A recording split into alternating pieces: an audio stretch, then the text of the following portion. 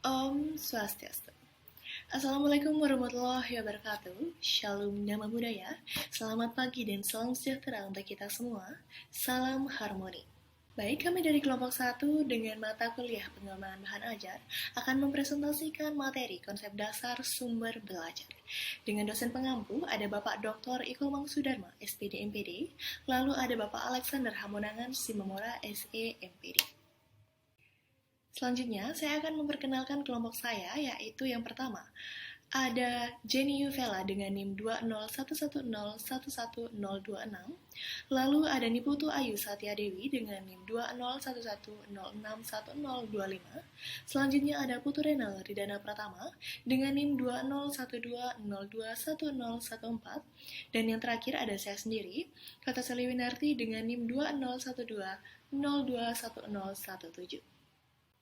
Sebelum beranjak ke materi, izinkan saya memaparkan daftar isi. Berikut adalah poin materi yang akan disampaikan dalam presentasi kali ini.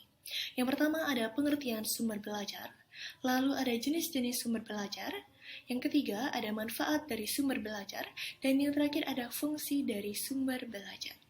Tanpa menunggu lama lagi, saya serahkan kepada rekan saya untuk menjelaskan materi tentang pengertian sumber belajar. Baik, terima kasih atas kesempatannya yang telah diberikan kepada saya. Sebelumnya, perkenalkan, nama saya Jenny Yuvela Burbangun. Saya dari Prodi Bimbingan Konseling dengan NIM 20110111026. Nah, di sini saya akan membahas tentang pengertian sumber belajar. Jadi, apa sih pengertian sumber belajar itu? Sumber belajar adalah segala sesuatu yang dapat dimanfaatkan oleh siswa dalam proses pembelajaran, baik secara langsung maupun tidak langsung. Sumber belajar dapat membantu siswa mencapai tujuan pembelajarannya. Nah, itu dia pengertian dari sumber belajar.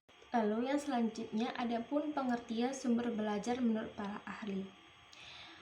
Pengertian sumber belajar menurut para ahli yaitu yang pertama, pengertian sumber belajar menurut Wina Sanjaya. Jadi Wina Sanjaya berpendapat sumber belajar meliputi orang, alat, bahan, aktivitas, dan lingkungan.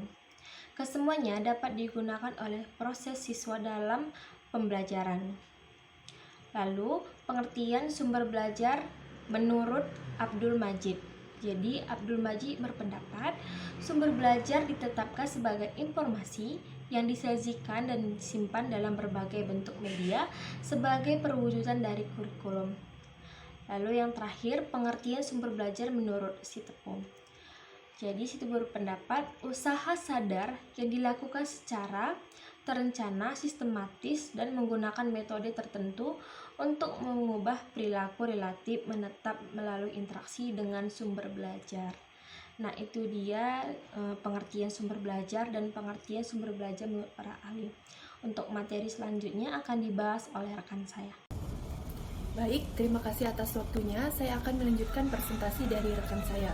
Sebelum saya menjelaskan tentang jenis-jenis sumber belajar, saya akan menjelaskan sedikit apa saja macam-macam sumber belajar terlebih dahulu.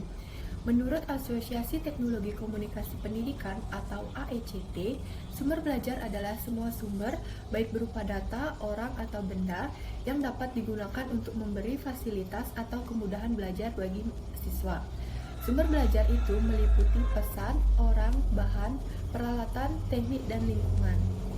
Berdasarkan asal-usulnya, sumber belajar terbagi menjadi dua, yakni yang pertama, sumber belajar yang dirancang atau learning resources by design, yaitu sumber belajar yang memang sengaja dibuat untuk tujuan pembelajaran. Contohnya ada buku pelajaran, modul, program audio, dan transparansi. Yang kedua, sumber belajar yang sudah tersedia dan tinggal dimanfaatkan atau learning resources by utilization, yaitu sumber belajar yang tidak secara khusus dirancang untuk keperluan pembelajaran, namun dapat ditemukan, dipilih, dan dimanfaatkan untuk keperluan pembelajaran. Contohnya pejabat pemerintah, tenaga ahli, pemuka agama, olahragawan, kebun binatang, waduk, museum, terminal, surat kabar, siaran televisi, dan lain sebagainya. Nah, selanjutnya saya akan menjelaskan tentang jenis-jenis sumber belajar. Sumber belajar memiliki beragam jenis dan disesuaikan dengan materi yang akan diajarkan kepada siswa. Kidd dan Morris pada 2017 berpendapat bahwa the accessible learning resources for students via textbooks, educational website, online learning material, etc. Beberapa sumber belajar yang dapat diakses oleh siswa antara lain dalam bentuk buku, website pendidikan, materi pembelajaran online, dan lain-lain. Jenis-jenis sumber belajar pada umumnya seperti yang pertama ada pesan atau message. Informasi yang harus disalurkan oleh komponen lain berbentuk ide, fakta, pengertian, dan data. Contohnya bahan-bahan pelajaran, cerita rakyat, dongeng, dan nasihat. Lalu yang kedua ada manusia atau people, yaitu manusia yang berperan sebagai pencari, penyimpan, pengolahan, dan penyaji pesan.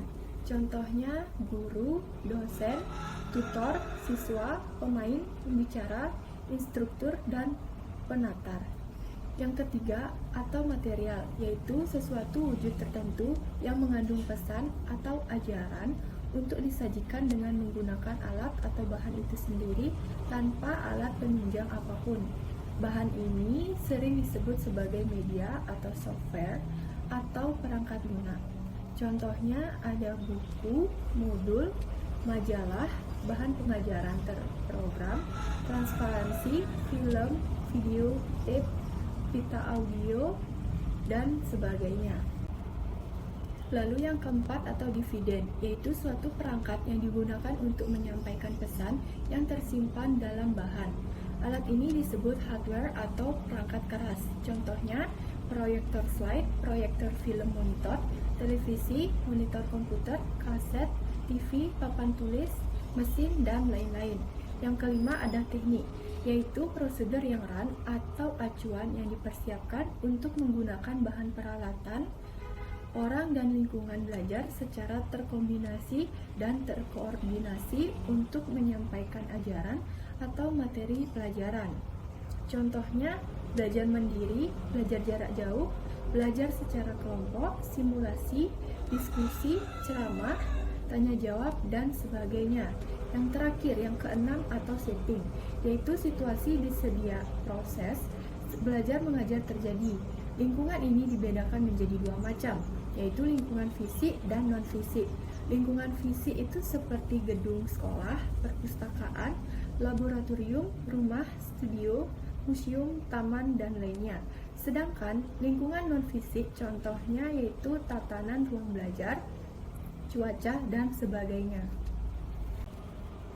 Sedangkan menurut Rohani, pembagian sumber belajar antara lain meliputi yang pertama ada sumber belajar cetak, yaitu seperti buku, majalah, brosur, koran, poster, dan denah. Yang kedua ada sumber belajar non-cetak, contohnya film, slide, video, model, boneka, dan audio kaset. Yang ketiga, sumber belajar yang berupa fasilitas, yaitu seperti perpustakaan, ruang belajar, meja belajar individual, studio, lapangan, dan olahraga.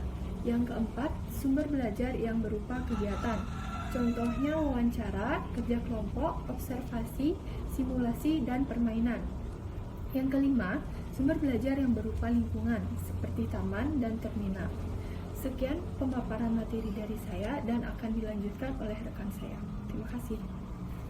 Baik, terima kasih Ayu. Jadi di sini saya akan melanjutkan materi selanjutnya tentang manfaat sumber belajar.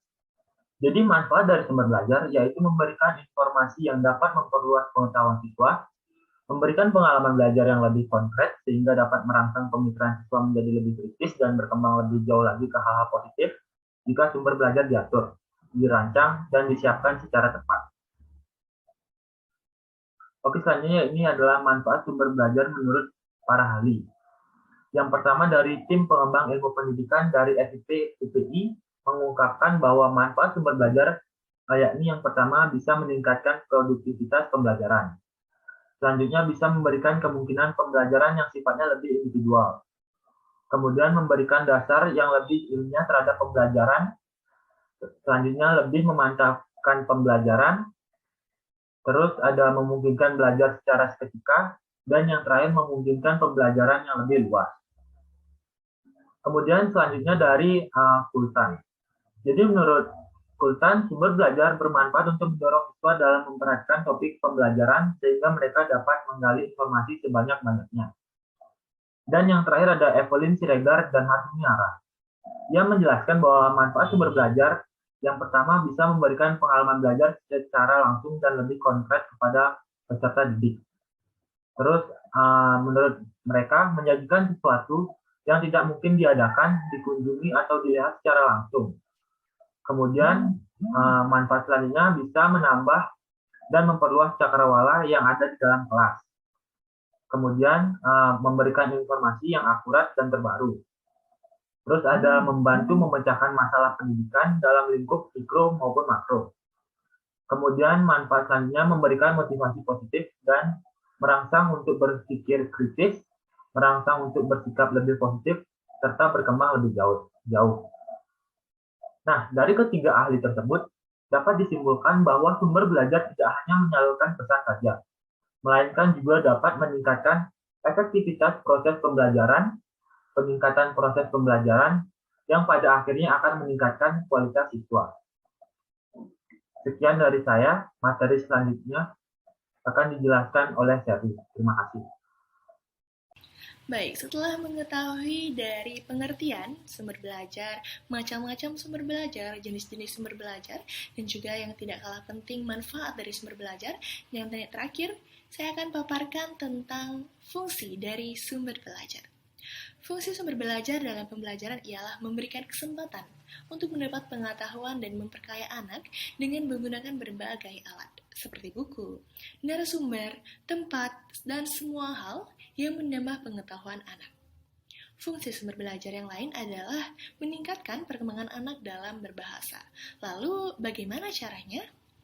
Caranya adalah dengan berbicara dan berkomunikasi dengan narasumber yang dapat mengembangkan pandangan anak dalam berbagai aspek kehidupan.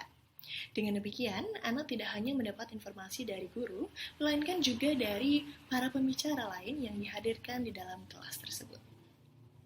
Nah, sumber belajar yang dirancang mempunyai tujuan instruksional tertentu, seperti tujuan dari fungsi belajar juga dipengaruhi oleh setiap variasi sumber belajar yang digunakan.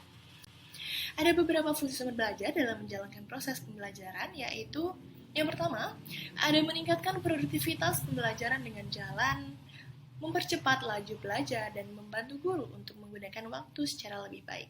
Lalu ada mengurangi beban guru dalam menyajikan informasi sehingga dapat lebih banyak membina dan mengembangkan gairah. Yang kedua, ada memberikan kemungkinan pembelajaran yang sifatnya lebih individual, yaitu dengan cara mengurangi kontrol guru yang kaku dan tradisional, dan juga ada memberikan kesempatan bagi siswa untuk berkembang sesuai dengan kemampuannya. Selanjutnya, nomor 3, memberikan dasar yang lebih ilmiah terhadap pembelajaran. Bagaimana caranya? Yaitu dengan perancangan program pembelajaran yang lebih sistematis. Lalu ada pengembangan bahan pengajaran yang dilandasi oleh penelitian. Nomor 4, lebih memantapkan pembelajaran yaitu dengan jalan, meningkatkan kemampuan sumber belajar, dan juga bisa dengan penyajian informasi dan bahan secara lebih konkret.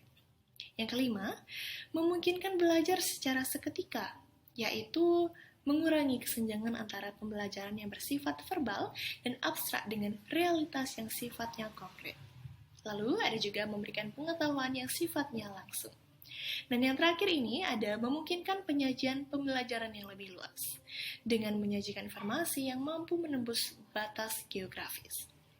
Fungsi-fungsi yang tadi saya sebutkan sekaligus menggambarkan tentang alasan dan arti penting sumber belajar untuk kepentingan proses dan pencapaian hasil pembelajaran siswa.